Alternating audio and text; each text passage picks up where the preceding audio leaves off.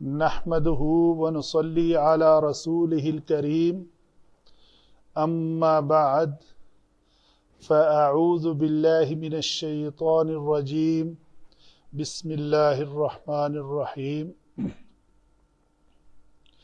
آج ہمارا ٹاپک ہے جی اقسام الاعراب۔ اعراب کی کتنی قسمیں ہیں؟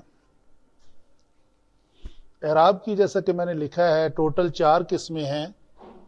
کوئی کلمہ میں کہہ رہا ہوں تو اس میں جامعیت ہے، وہ اسم بھی ہو سکتا ہے، فعل بھی ہو سکتا ہے، تو مرفوع بھی ہو سکتا ہے، منصوب بھی، مجزوم بھی، اور مجرور بھی اور مجزوم بھی۔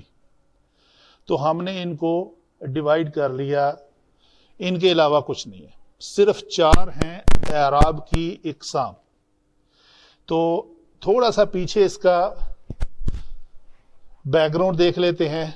مرفوع ایسا کلمہ جس کے آخری حرف کے اوپر پیش آئے، یہ تو ہم نے پہلے لیکچر ایک کیا ہوا ہے، اس سے آپ بخوبی واقف ہیں۔ تو پیش، اردو میں پیش، ضمہ رفع، زبر، اردو میں زبر، فتحہ نصب، زیر نام ہے اس کا، کسرہ ہے، جر ہے، اور جزم کو جزم ہی کہتے ہیں۔ آگے چلتے ہیں۔ مرفوع اسم، کوئی کلمہ جب مرفوع ہوتا ہے تو اس کی پہچان کیسے کرنی ہے؟ پورے قرآن پاک میں سارے کلمات اسم، فعل اور حرف ہیں۔ حروف سارے مبنی ہیں، حروف جس قسم کے بھی آئیں وہ سب مبنی ہیں۔ تو وہ تو اعراب والے خانے سے خالی گئے، باہر نکل گئے اس ٹاپک سے، کیونکہ حروف اگر باؤ ہے، با ہے، تا ہے، من ہے، الا ہے، یہ کبھی الا چینج نہیں ہوتا، من کبھی بھی چینج نہیں ہوتا۔ من السماوات، نون کے اوپر زبر آ جاتی ہے لیکن وہ تجوید کی ہے، گرامر کی نہیں ہے۔ اچھا، اس کو ہم نے باہر نکالا، باقی بچے ہمارے پاس اسماء اور افعال۔ تو جب ہم نے مرفوع دیکھا تو اس میں پتہ چلا ہمیں کہ مرفوع اسماء بھی ہوتے ہیں اور افعال بھی ہوتے ہیں، منصوب اسماء بھی ہوتے ہیں اور افعال بھی ہوتے ہیں، مجرور صرف اسماء ہوتے ہیں، فعل کبھی مجرور نہیں ہوتا، فعل کبھی مجرور نہیں ہوتا۔ اگر آپ کسی فعل ماضی کے آخری کلمہ کے نیچے زیر دیکھیں بھی تو وہ آپ کے قواعد العربیہ میں سے نہیں ہے، بلکہ وہ تجوید کے قاعدے میں 2 ساکن اکٹھا ہونے کی وجہ سے پہلے ساکن کو کسرہ کے ذریعے حرکت دے دی تو وہ ہے، وہ مجرور نہیں ہوگا۔ مجزوم، کسی اسم کو آپ مجزوم نہیں دیکھیں گے، مجزوم صرف افعال ہوتے ہیں، اور افعال بھی ہمارے پاس کتنے فعل ہیں؟ فعل ماضی، فعل مضارع، فعل امر اور فعل نہی۔ تو اگر ہم ان 4 کو لیں تو ان میں سے صرف فعل مضارع معرب ہے، باقی سب مبنی ہیں، سوائے فعل مضارع کے 2 صیغوں کے، جو جمع مونس غائب اور جمع مونس حاضر کے 2 صیغے ہیں۔ اچھا جی، یہ تو بات کلیئر ہوئی۔ واپس آتے ہیں مرفوع کے اوپر۔ مرفوع میں اسماء معرب ہیں، جو اسماء معرب ہیں، سارے اسماء معرب بھی نہیں ہیں، کچھ مبنی بھی ہیں اسماء۔ مبنی مثلا کون سا ہے جی؟ ہوا اسم ہے، اس میں ضمیر مبنی ہے۔ الذی اسم ہے، اس میں موصولہ مبنی ہے۔ ھذا اسم ہے، اس میں اشارہ مبنی ہے۔ تو جو اسماء معرب ہیں ہم ان کی بات کر رہے ہیں۔ اچھا جی، اگر اسماء معرب ہیں تو ان کا مرفوع ہونا کس سے ظاہر ہوگا؟ کبھی وہ حرکت کے ذریعے ظاہر ہوں گے اور کبھی وہ حرف کے ذریعے ظاہر ہوں گے۔ تو یہ 2 کیٹیگری میں نے بنائی۔ جب وہ حرکت کے ذریعے پہچانے جاتے ہیں کہ مرفوع ہے تو وہ کون سی حرکت ہے جس کے ذریعے پہچانے جاتے ہیں؟ وہ ہے ضمہ۔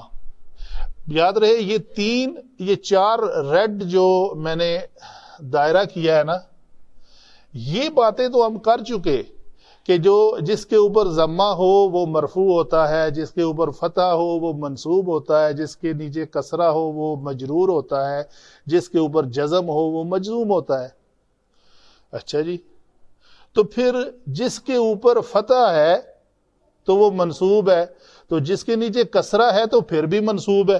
آج کا ٹاپک یہ ہے ہمارا، جس کے اوپر فتح ہے وہ منصوب ہے، لیکن جس کے اندر نون کو حذف کیا ہوا ہے پھر بھی وہ منصوب ہے۔ وہ کون ہے؟ وہ کیا ہے؟ یہ جو اضافی آج کا جو ہے نا، آج کا ٹوٹل لیکچر یہ کہیں کہ مرفوع، منصوب، مجرور، مجزوم کو پہچاننے کے لیے بیسک تو ہم نے پڑھا تھا کہ یہ 3 علامات ہیں، حرکات ہیں، ضمہ، فتحہ، کسرہ اور جزم، لیکن انہی کے علاوہ بھی کچھ ہے۔ تو جو علاوہ ہے وہ کیا ہے؟ آج کا ٹاپک یہ ہے کہ جو علاوہ ہے وہ کیا ہے، ان کے علاوہ۔ اچھا، واپس آتے ہیں۔ اسماء ضمہ کے ذریعے پہچانے جاتے ہیں، وہ مرفوع ہے۔ اگر ان اسماء کو بالحرف پہچانا جائے تو کسی اسم میں الف آ جائے تو ہم کہتے ہیں یہ مرفوع ہے۔ وہ کون سا اسم ہے وہ ہم انشاءاللہ آگے آتے ہیں۔ وہ کون سا اسم ہے جو واو کے ذریعے پہچانا جاتا ہے کہ یہ مرفوع ہے؟ وہ کون سا فعل ہے جو ضمہ کے ذریعے پہچانا جاتا ہے کہ یہ مرفوع ہے، اور بالحروف میں ثبوت نون کے ذریعے پہچانا جاتا ہے کہ اس کا نون موجود ہے؟ ثبوت کا مطلب ثابت ہے، کٹا نہیں، ہٹا نہیں، اس کو ہم نے ڈیلیٹ نہیں کیا، حذف نہیں کیا، تو اس کے ذریعے پہچانا جائے گا کہ یہ مرفوع ہے۔ اسی طرح منصوب میں آتے ہیں، تو منصوب میں کیا ہوگا جی؟ اسماء حرکت کے ذریعے کبھی وہ فتحہ کے ذریعے ہوں گے، کبھی وہ کسرہ کے ذریعے ہوں گے۔ حروف میں کبھی وہ الف کے ذریعے ہوں گی، کبھی وہ یا کے ذریعے ہوگا۔ اور افعال میں کبھی وہ فتحہ اور حروف میں حذف نون کے ساتھ ہوگا، یعنی اس کا نون حذف ہو گیا تو ہم کہتے ہیں جی یہ منصوب ہے۔ یہاں پہ ثبوت نون کے ساتھ مرفوع ہے، یہاں پہ حذف نون کے ساتھ منصوب ہے۔ آگے آتے ہیں مجرور اسماء۔ مجرور اسماء میں بالحرکت کیا ہے جی؟ کسرہ۔ کسرہ کے ساتھ ساتھ فتحہ بھی مجرور ہونے کی علامت ہے۔ وہ کیسے ہے، کون سے اسماء میں ہے، وہ دیکھیں گے انشاءاللہ۔ مجزوم صرف افعال ہوتے ہیں، افعال میں سے بھی فعل مضارع۔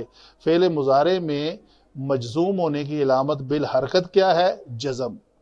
کسی فعل کو جب ہم مجزوم کہیں گے تو اس میں سے ہم جزم تلاش کریں گے کہ یہ اس جزم کے آ جانے کی وجہ سے مجزوم ہے۔ اور یا دوسری نشانی کیا ہوگی جی؟ بالحرف۔ بالحرف میں ہمارے پاس 2 چیزیں ہیں، کیا؟ یا تو ہمیں پتہ چلے گا اس کا نون حذف ہو چکا ہے، یہ مجزوم ہے، یا ہمیں پتہ چلے گا اس میں کوئی حرف علت تھا، وہ حذف ہو چکا ہے، وہ مجزوم ہے۔ حرف علت کون سا؟ الف، واو اور یا۔ یہ ہے آپ کے پاس بیسک اقسام الاعراب کی پوری ڈیٹیل۔ وما علینا الا البلاغ المبین۔